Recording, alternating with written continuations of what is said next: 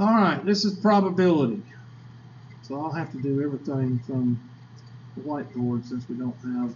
There's a lot of reading in this one too, but not as much as statistics.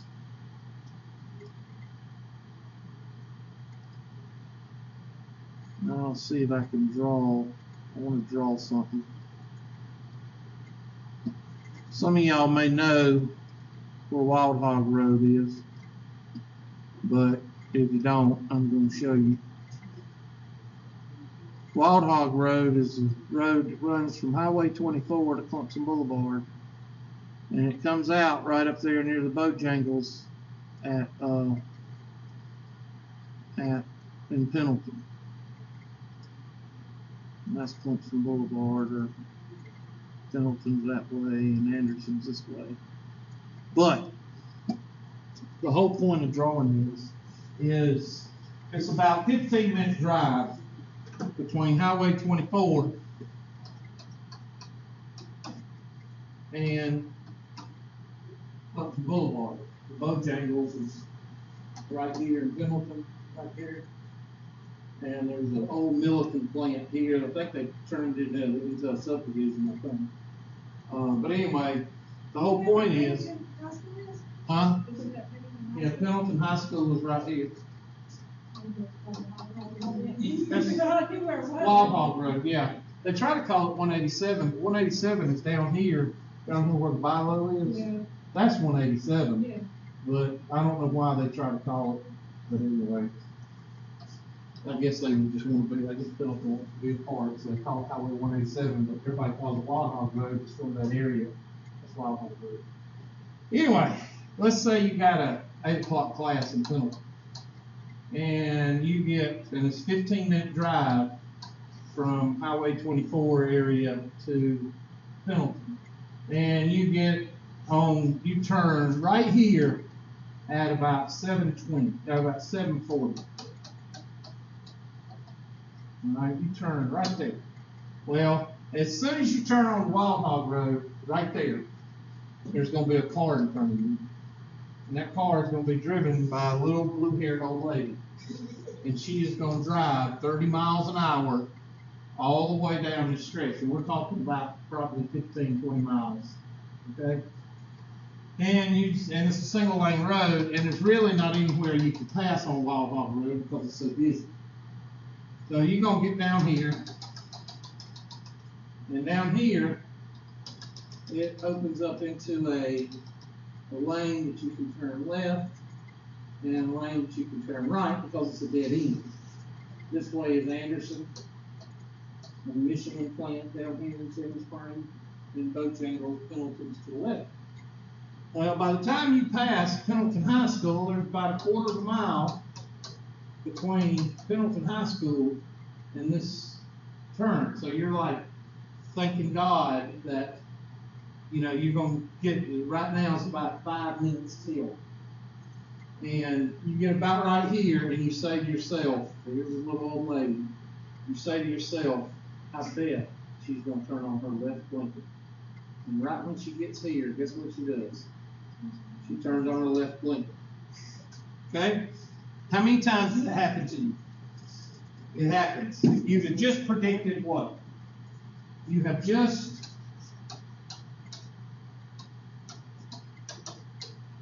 predicted the what?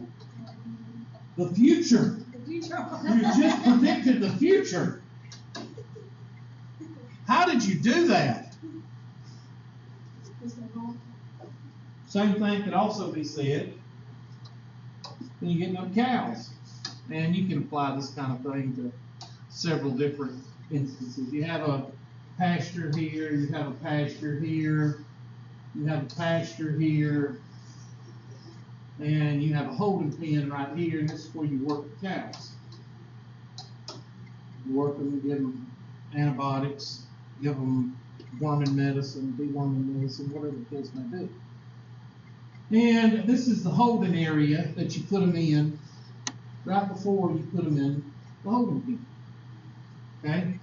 Now, when you get up cows, you get them from a larger area down to a small area, and then you go down to a small area.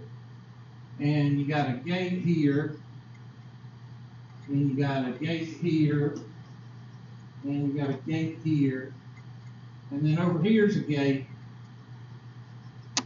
and you need to open all those gates. I mean, you need to open one gate. Let's say the cows are all in here, and you need to move them into here, and then move them into here. Okay? Well, let's say, for instance, that before you start, let's say that this gate over here is slightly open. Slightly, not even open all the way, just a little bit. Okay? And you open this gate up, and you open this gate up. And let's say that you have two gates. Let's say you have two gates open to the whole thing. One right here is open, and one right here is open. And you go get the cows, and get the four-wheelers, and you go get the cows, and you open this gate up, and you run them through there. You got three gates that are open. These are open wide. That one's barely open. You just barely fit through that. Which one's the cow gonna head toward? They're gonna head straight to that. What did we just do? We predicted the future. Did we predict the future? Is there anybody in the world that can predict the future? No. Nobody can predict the future. So if you ever meet somebody that says they can predict the future, what's the first question you need to ask them? Good job. You must have been in my class before. That's the first thing you should ask them. Don't ask them anything about your boyfriend, love life, anything like that. Just give them a piece of paper and say, I'm going to give you $25. You just take this piece of paper and write down 5 numbers for me. And watch what they do. What will they do? Why won't they do it? Because they can't. All right? Why did you predict the future here? Because you took instances of past experiences. Okay? You took past experience, you took past things that are happened, you took memory, and you applied a number to it in your head, and you said, okay, this person's going to do this, or this person's going to do this. Okay? It's either one or the other. The old lady at the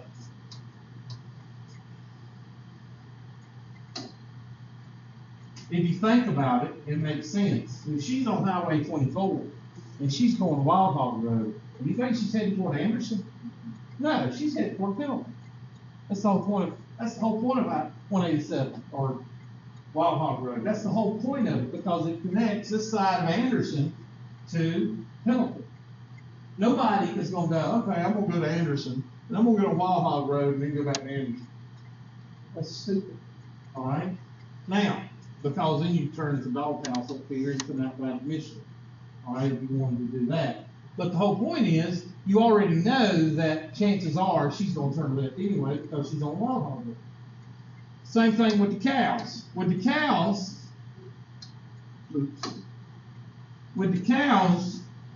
I don't know, maybe you could say, well, it's a straight shot here.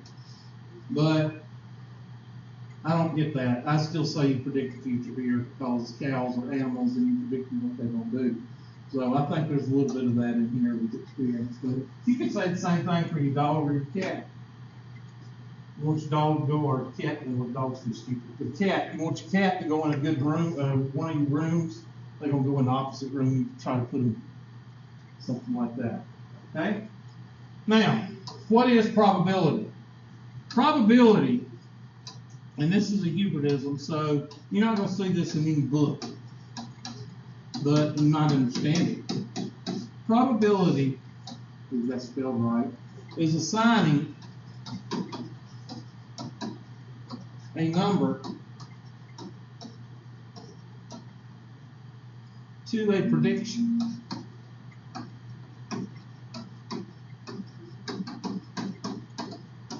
Based on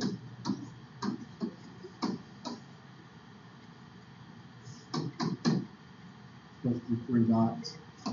Mathematics, statistics, experience, and observation.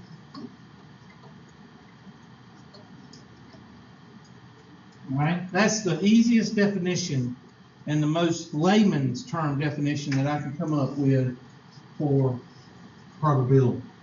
Now, the number that you're going to be dealing with is between 0 and 1,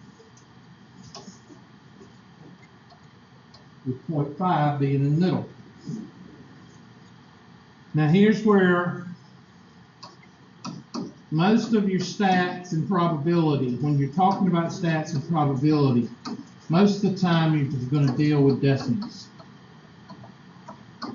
But have you ever heard weatherman say there's a 50% chance of rain? Statistics teachers or probability people, the people that are gurus, nuts, idiots, the people that eat, drink, and sleep this stuff, if you say 50% chance, they'll have a cow. All right?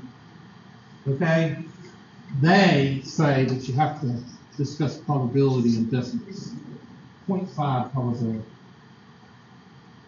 Okay?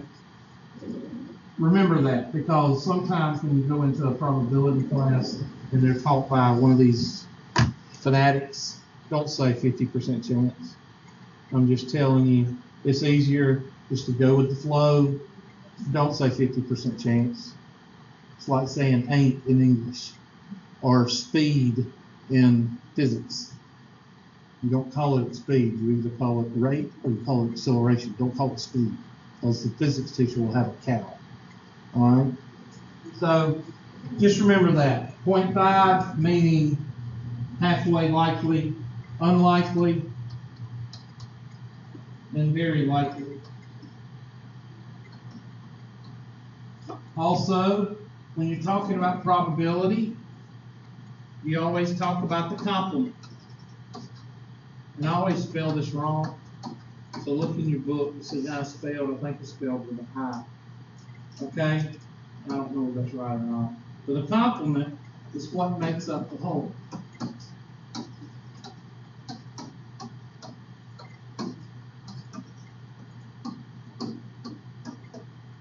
I like to tell students about when I was in 7th, 8th, and 9th grade at Southwood in the hood, my lunch used to cost 65 cents. Okay? And I would take $1 to school every day. I would take $1 to school every day, and that would leave me with what? 35 cents. And to this day, that's the number that I can do in my head real quick, because every day for 3 years I carried $1 to school, and that was and you'd have 25 cents for an ice cream. All right? The 65 cents is what I paid. The complement of 65 cents to $1 is 35 cents. The complement to 75 cents is 25 cents. The complement to black is white. The complement of true is false. The complement of guilty is not guilty. All right? A lot of times when you're dealing with probability, the opposite is always the not. The complement of guilty is not guilty, not innocent. And a lot of people say, I don't understand. Well, is OJ innocent?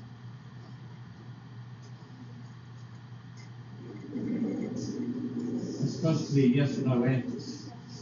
Is he innocent? Is OJ Simpson innocent? By court or by... No, he's not. What? No, he's not innocent. There's nobody in this room that can say OJ Simpson is innocent. He's 100% innocent. I never said he was. I'm just saying the... But can you say he's not guilty? Yes, he was found not guilty, but is he innocent? Let me give you a scenario. Let's say Mr. Harvell, being the hard worker that he is let's say he works at Papa John's Pizza, and he's selling pizzas and he delivers pizzas, but most of the time he works there making pizzas. And he drives his car there, and he's making pizzas, and he's there from 9 o'clock or to 11 o'clock in the morning till 11 o'clock at night. Okay? He works 4 days, 10 hours a day. And one day, his roommate, Mr. Smith, comes up to him and says, I need to borrow your car. Okay. Well, I'm at work. Come up here and get it. You can borrow it. All right. So he gets a ride up there, and he borrows the car. Don't know what he's doing, but Mr. Smith, Mr. Harvell don't know what he's doing, but Mr. Smith, meanwhile, robs QT and robs the, since we don't have a QT on the west side because things get robbed, he robs the Waffle House over here on the corner, and then he goes down and robs the Zaxby's.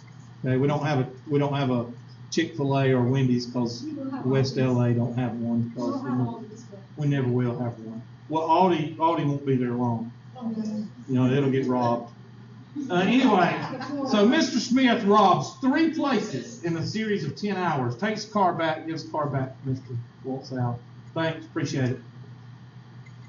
Okay, the next day, police show up at Mr. Harvell's door.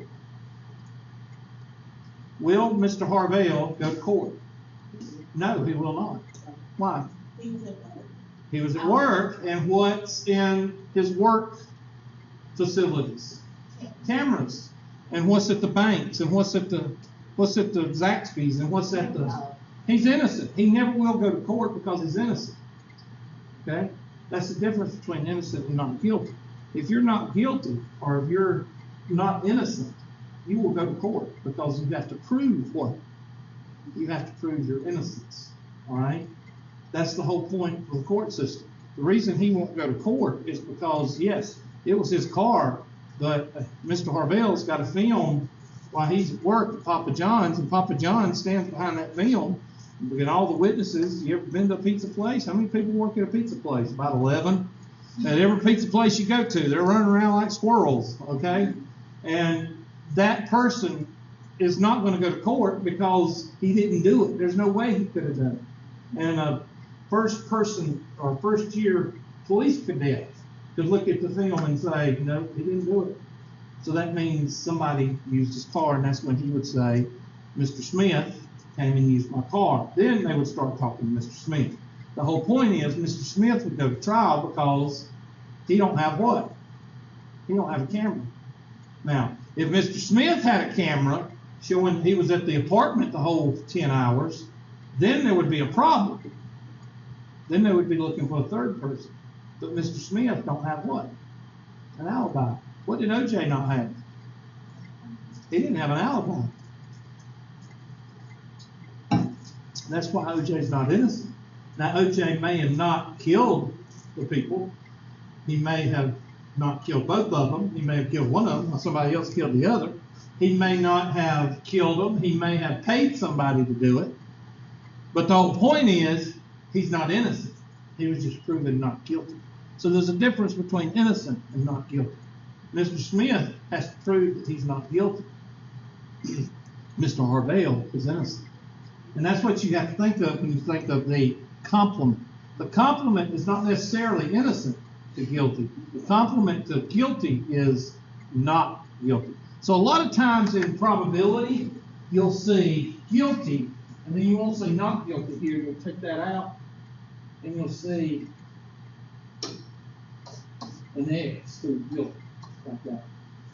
That means not guilty, right? You'll see the opposite of odd or even is not odd or even. And you'll say odd, and that's the complement. All right? So just remember, when you're talking about the complement is what makes up the what? The whole. So if you're talking about numbers, then it's what makes up the whole. In probability, that's your magic number right there, 1. And, okay, I'm sorry, in y'all's book, since y'all are stupid, in the Math 103 book, it's 100%. Even though we don't talk about percent Anyway, there's another contradiction, but we won't talk about that. Y'all ain't got sense enough to realize 0 to 1, so the book says 100%. Okay? So if I tell you that there's a 35% chance that it's going to rain tomorrow, the complement that it's not going to rain is 65%. Remember the complement, because there's going to be some homework problems and there's going to be some test questions about the complement. And you got to think. All right? So mark the complement. Now, what is probability? We've talked about the definition. The probability, mathematical definition, is probability of an event happening, and that's the way you write it. E means event. You can write event if you want to. Probability of someone being guilty. Probability of someone being not guilty. Okay. The probability of an event is the number of times something actually happens over the number of times it's what? Tried. Now there's two types of probability. And I don't go with the book here, and I don't go with the probability book when I teach this. So you just have to figure out which one it is in the book, because I don't like the book and I don't read it. So there is the mathematical probability.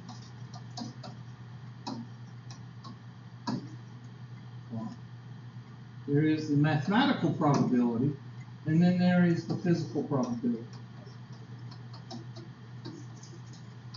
I think the mathematical probability, I think, is called the theoretical probability. The mathematical probability is the probability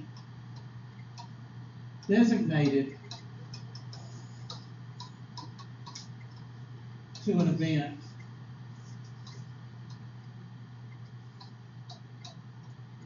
based on numbers.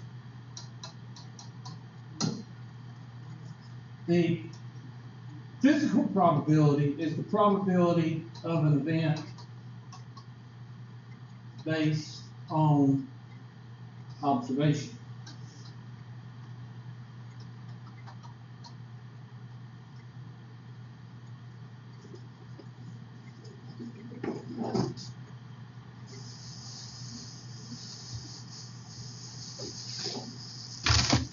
Now, if I ask you, what is the probability of you picking a king in a deck of cards, you will tell me 4 over 52. Now, why would you say 4 over 52? Because how many kings are there? Out of a deck of cards, 52. That's based on mathematics, because I don't even have a deck of cards. But I told you the probability was 4 over 52, and you give me some decimal. Probability of a heart is equal to 13 out of 52. Again, I don't even have a deck of cards, but I'm telling you the probability based on the numbers. The probability of picking a letter, one letter, out of the alphabet is 1 out of what? I don't even have an alphabet in front of me, or cards with the alphabet on it. I don't have anything. But I'm giving you a probability based on the numbers. Now, what is the complement of 4 to 52? What is not a king? Complement is 48 over 52. Complement here. What's 52 minus 13? How much? 39. That's not a heart. Not a king. And of course, not the letter that you picked. 25 out of 26. Letter. Not the letter. So these are all theoretical probabilities because they're based on the number of cards versus the number of hearts. Now, what's the difference? Well, I got some cards, and I've got some die. We'll just do 5. Well, I don't play card games. I don't like card games. Okay? Period. We'll just do 3 groups. Mr. Harvell, you're going to have to include yourself. Okay? Here's one die, and here's the other cards. And this will be a group. And this is one die and one set of cards. So this group right here is 4. Mr. Harvell, y'all come over here. Mr. Harvell, come back here. This is the third group. Now, the group decides who is the recorder and who is the shuffler and who is the picker and all that good stuff. Y'all decide. You're going to shuffle the deck 20 times, and you're going to roll 20 times. You're going to take, and you're going to pick what you want to find. All right, so let's say this group wants to pick what's the probability of a heart, or what's the probability of a king. They pick one thing that they want to pick, and they deal 20 times. Deal, pick, record, shuffle, put the card back in, shuffle, deal, pick, record, and they do it 20 times. Same thing with the die. They decide what number they want to find, 6, and they roll it 20 times and record each one, and then figure up out of 20 how many it comes out to be. So get started on it. Oh yeah, throw away the 2 or 3 cards that you don't use. Okay? Do that. I'll take the roll while y'all are doing that.